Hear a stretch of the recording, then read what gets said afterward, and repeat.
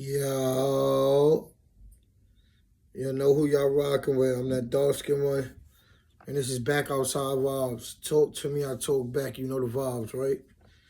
What's good, y'all? Y'all know it's 6:16 in the morning. I came to rock with y'all. Because I see how y'all rock with me, you heard? Yesterday I ended the live because I'm thinking this is I used to go live a lot on TikTok. So I'm thinking it's TikTok where somebody say something, you like comment something, you could find out who that is and just go press them. Somebody says something slick, instantly like this. Went to go look for the dude YouTube address. YouTube name, and it was gone. So damn, I couldn't get the nigga YouTube shit. But this is the thing, man. It's a lot. I'm getting a lot of hate. You know, and I know it's because I'm doing positive. I'm moving into my crown. And what that mean? That means spiritually I'm moving into my crown. I'm moving into what I was sent here to do. You understand? Like, yeah, I tell hood stories. But now, if any of y'all go look at my earlier videos, which I'm sure y'all do because y'all rock with me, y'all seeing my prison stories, y'all seeing my outside stories. Eventually, y'all gonna go to the older videos because I probably got like 40, 50 videos from in the past up there. And y'all gonna really see what I was talking about. And that's all spiritual knowledge. That is all that is all about the awakening. I woke up in 2020, you know, and that's when I realized I wasn't a gangbanger. That's when I realized I wasn't some thug. That's when I realized I wasn't just another nigga. I'm a god, just like you a god. You heard? All of us, everybody that's wearing this melanin skin. You heard? But that's another subject. We ain't gonna get into that right now. Excuse me. This is breakfast time. I came to rock with y'all during my breakfast time, so you know I'm gonna take a little sip or a little bite here and there. Yeah, gotta rock with me. You heard? Like I rock with y'all. So let's talk about Big Sandy. What's the vibes with it? Oh yeah, so what I didn't say yesterday was that I wound up getting 60 months, which is a total of 5 years. And I had a good lawyer. I had money to fight the case.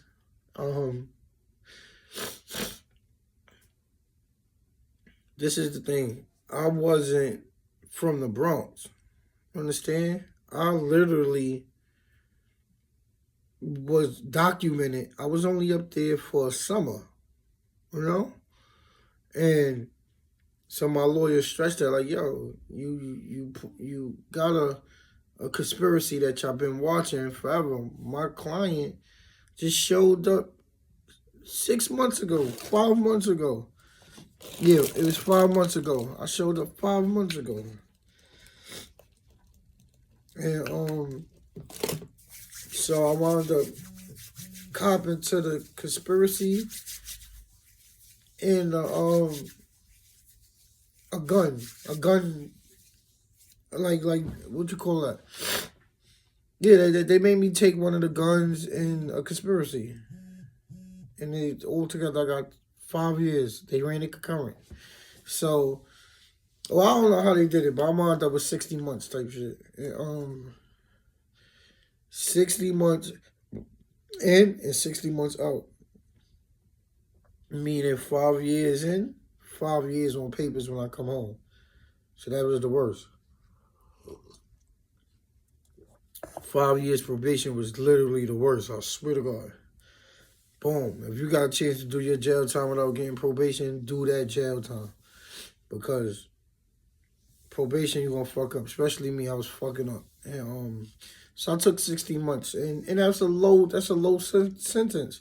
But being that I was young, being that I was documented a gang member, being that I had a couple shootings inside my indictment, they sent me my first jail. I had a high classification. My first jail was Big Sandy. Boom. I get the Big Sandy. I get approached by Lou Sims and them, and I get treated with love. Because I'm from New York, I got treated with love from my New York peoples. And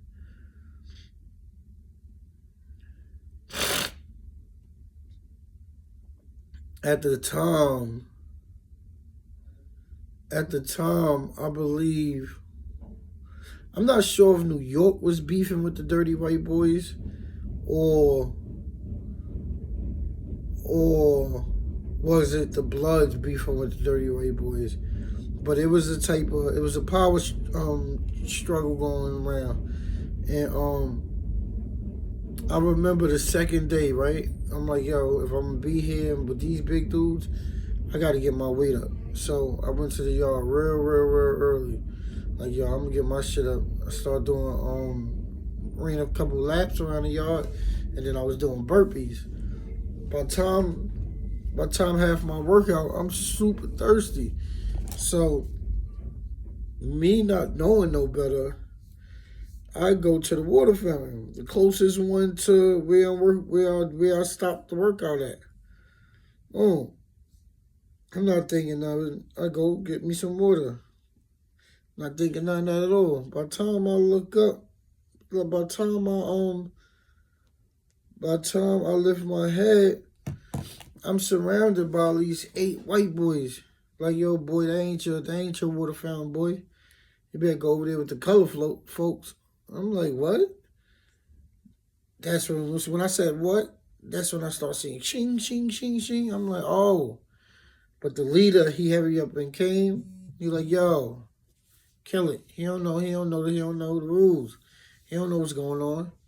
So he like, yo. He looked at me. He said, I'm gonna only give you this pass this one time because I know you just got here yesterday. And if I came somewhere for the first day, I would want somebody to give me a pass too. So take your pass and go with your peoples. I'm like, and he like, and watch where you drinking at. Talk to your peoples fast so you'll know where you need to drink at, where you need to sit at, what TV you need to watch. Make sure you ask your peoples about that. So I'm like, my pride is hurt, ego is bruised. I'm the one that used to be doing the cutting and all that. So now I'm like, yo, I'm getting Nas backed out on me and all that. Oh. I instantly go to the head of my car like, yo, Lou, what up, bro? He like, what's up, shorty?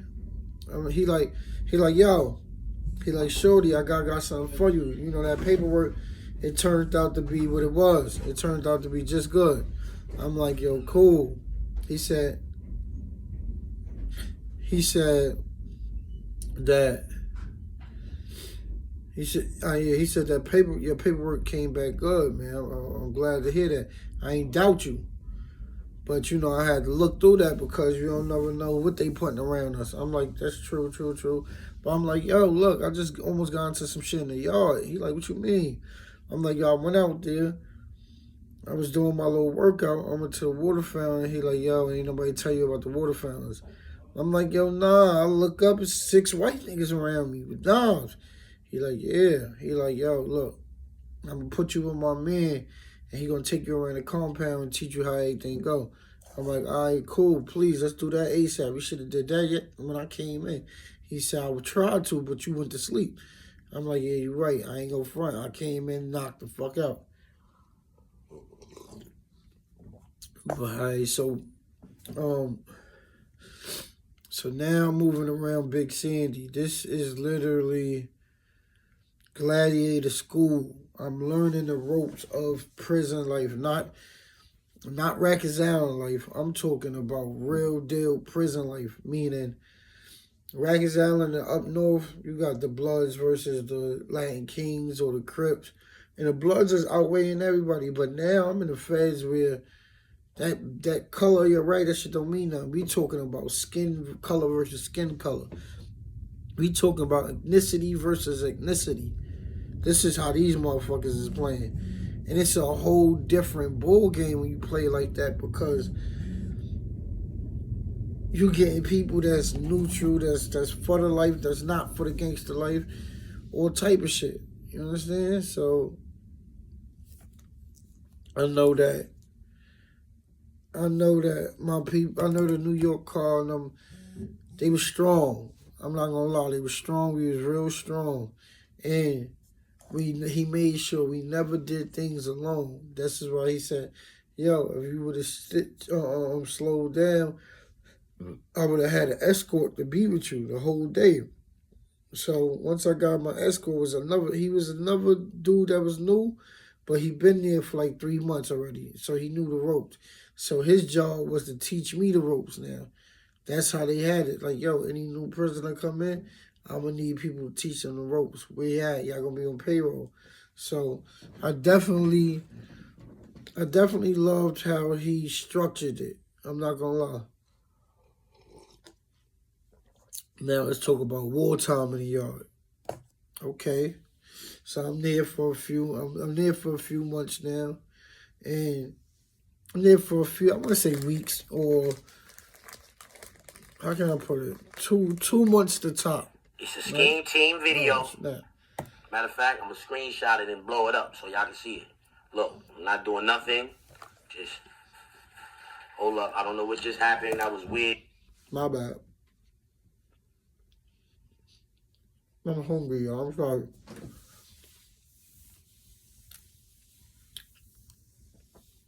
Yeah, I've been there I've been there for 2 months now.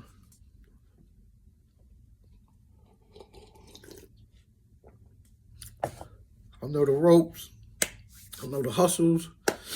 Everything is about getting a book of stamps. The more book of stamps you got, that's that kitty, that's that cash, that's that get straight. Me, I ran a store. This is what I did. A lot of people, this is what I did. Being that when I got shot, the bullet damage, like, we'll talk about that later. I want to talk about that another thing so y'all know what happened to my mouth. So just know, I bought a lot of shit from commissary, right? I said, yo, I'm gonna have a store. I'm gonna lend out shit, get it back for people. Alright, this is what I did. I went shopping on 3 people accounts at one time, right? So I went I went the max on mine, the max on somebody, the max on somebody else's. I paid them for their commissary shit, right? Just to use their commissary, because there's a limit in the Fed you got. So just to use theirs, I paid them for it, probably $25 a piece. Yo, hon, take this 25, put that in your books. You call your people, you can do whatever you want. But I'm gonna need that little $70, or I forgot what the limit was. So I go hard that week. 3. I got three. I went to max 3 times, right? And I'm not saying I'm not gonna touch none of my food. I'm gonna try to eat what the cafeteria got, but I'm not gonna touch nothing. It worked until, all right, we went to commissary on Monday. So we gotta last until next Monday. Your food gotta last you until next Monday. Those who only shop on one account, it's kind of hard. So this is what I did. Boom. By the time Friday come, nobody really got no food. Store open. Whatever you take, you bringing me back 2 of it. You heard? So you take a pack of cookies, I want 2 cookies back.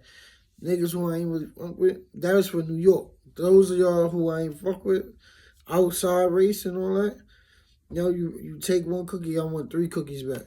Type shit. You understand? And especially if it was something good that everybody wanted. For the most part, I kept the prices the same with the people's because certain people's had other things, like somebody else who had weed. I used to like smoking weed here and there.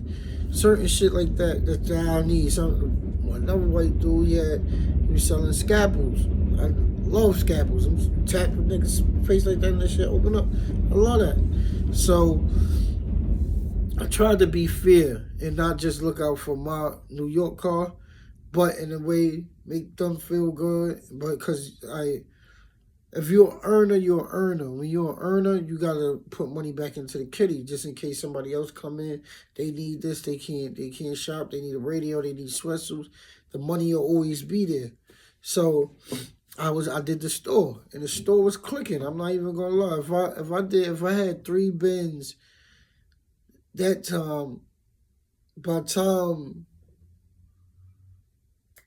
time Monday came again, I got my 3 bins back, filled up, plus an extra. Now you see when somebody bring you back 2, so now you doubling in bins. So now instead of the 3 bins I had, I wound up having 5 bins full of food. And those other 2 bins, those were straight profit. So and that was niggas paying me back for what they borrowed. So I was doing the store thing. And then what I do is when it comes to I have so much food that when other people go say, oh, I need to do boom. When people come into the compound, they like, yo, Joe, I need to shop. And they'd come in on a Wednesday, but they'd be big money. You heard? There'd be a big money there, and they'd be like, yo, I need some food now. Yo, who I talk to, I'd be like, yo, you could shop the whole 70-something, or you could shop the max in my room, in my locker, from out of my bins. But when you go to commissary, this is what I'm gonna need from you. I'm gonna need 20 books of stamps, or I'm gonna need 10 books of stamps. No matter what it was, that's boom. I collect those stamps, those books of stamps, send them to the kitty. When I pay attention, I was, and this is what I did too. I turned vegan in there, like straight vegan. So now, instead of getting regular food like everybody else is getting, like, like regular chicken and stuff like that, I'm getting straight vegetables, big whole vegetables. I'm getting tomato, cauliflower, lettuce, what else they used to give us? Broccoli, everything. They was giving me everything, right? Just because I was vegan. I said, yo, I can't eat nothing but vegetables. So now, being that cooking is such a hot commodity in the feds, I got niggas buying my breakfast. They gave me regular eggs and like a regular boiled egg and oatmeal, I believe. Yes, I believe it was oatmeal. It probably was cereal. It probably was regular cereal, but I believe it was oatmeal. So what I'll do is I eat that. I take something from my bin, bust it down like a little cake to have that hold me. And then I was selling my lunch tray. The vegetables came at lunchtime and in the dinner time. So I was selling my lunch tray in the afternoon time when it come. That's full with vegetables. I was selling that to some Dominican shop caller. Poppy, I know my man Python. I'll never forget him. Oh, this nigga paying me $500 a month just so he could get that tray every day. Every day he wanted those vegetables. And then I had somebody else that was part of the New York car. He was buying my vegetable tray for dinner because I had 2 trays coming full of vegetables, one at lunchtime, one at dinner every day. So he copped it $500 for the night tray, the afternoon tray. So now I'm killing them. I went in the feds with crime with my people's S Black sending me 5,000. The rest I told him to save it up for me, hold it down for a minute. Boom. So I spent the 5,000 at MCC. I kept that. That 5,000 stayed with me until I started to get money. I didn't spend.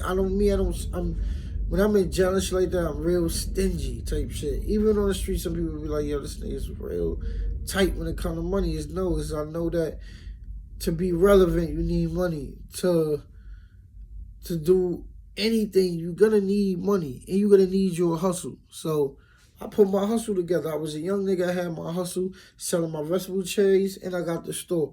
So me, I was an earner. Oh, it's about to be lit. Niggas wasn't liking that. You understand? You had the biggest gang in there was the Mexican Mafia. And they little mans in them was seeing me really shaking bait. I promise y'all, by the time it was the 4th month of me being in the feds, I already sent home to S Black and I'm like a good $13,000. You heard? $13,000. So I got them like, yo, damn, what you got going on in there? Come on, you doing your thing. I was making more money in there than I was making on the street, and that's real shit. Like, real shit. So, the Mexican Mafia, they didn't run most of the jails, especially Big Sandy. It was them and the white boys. Them niggas, they had the numbers, and the white boys had the numbers. So,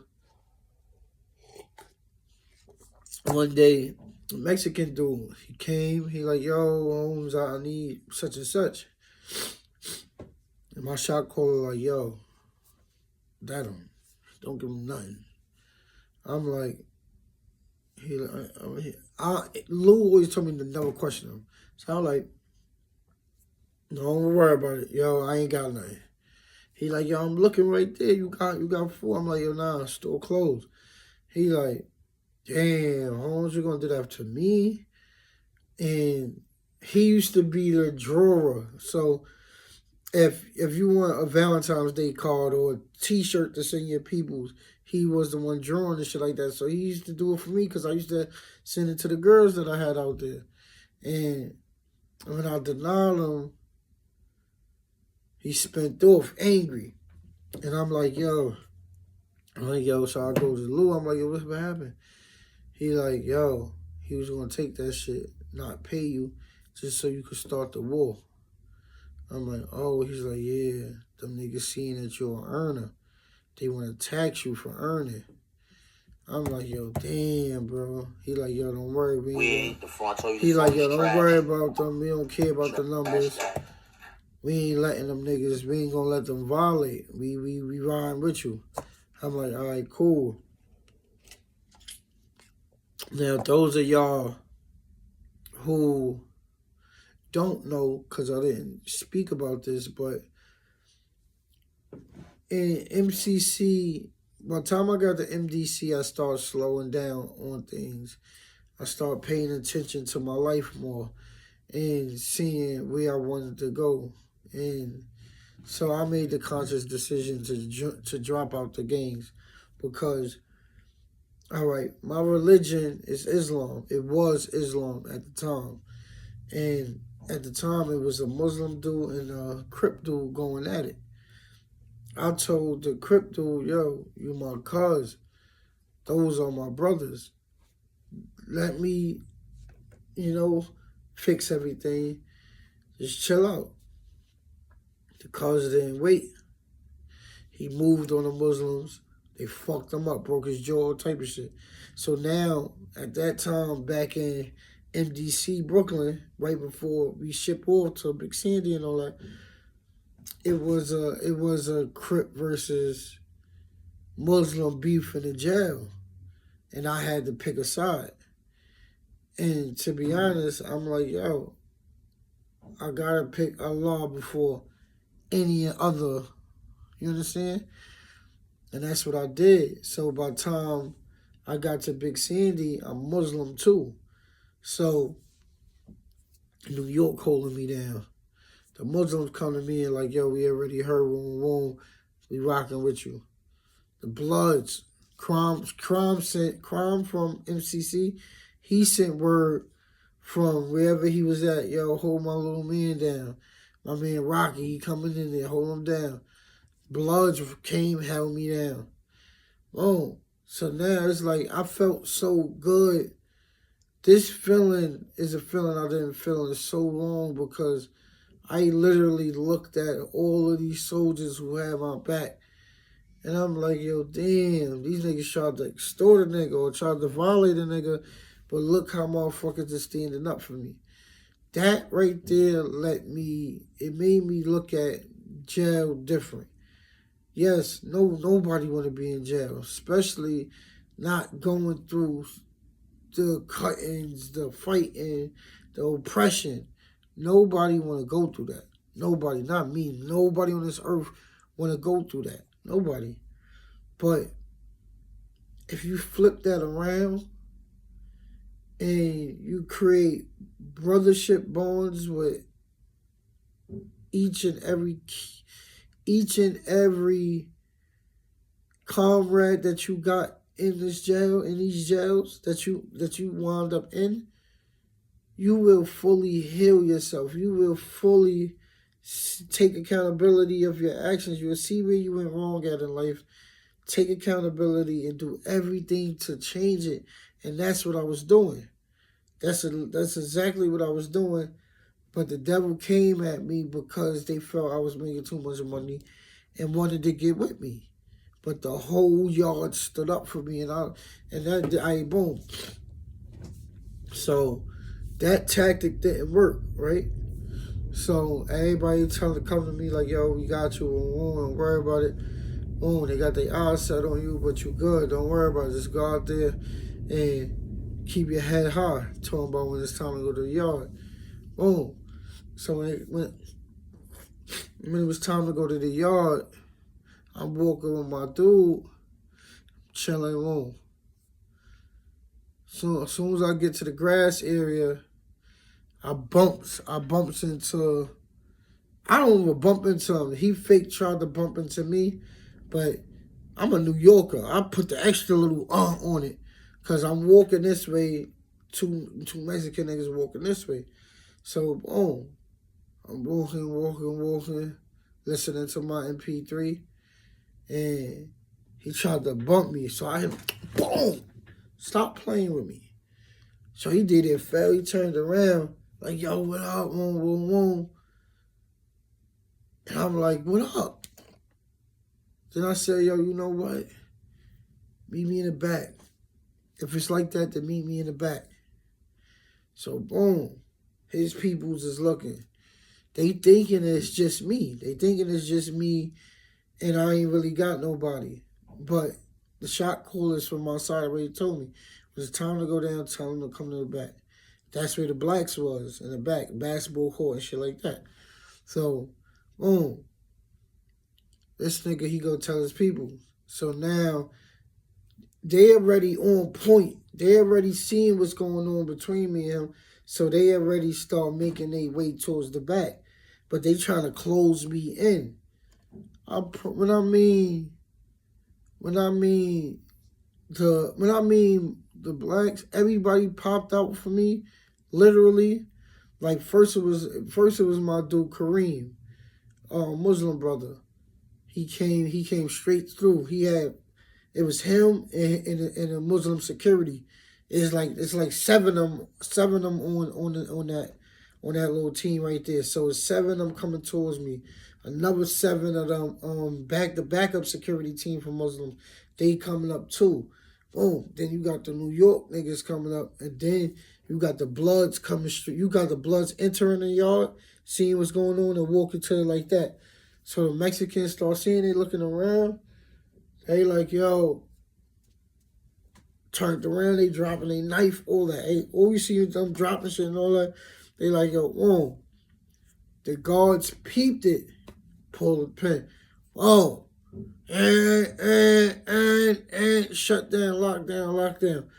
Baby, let me tell you something. my heart was like this. But it was in my knee.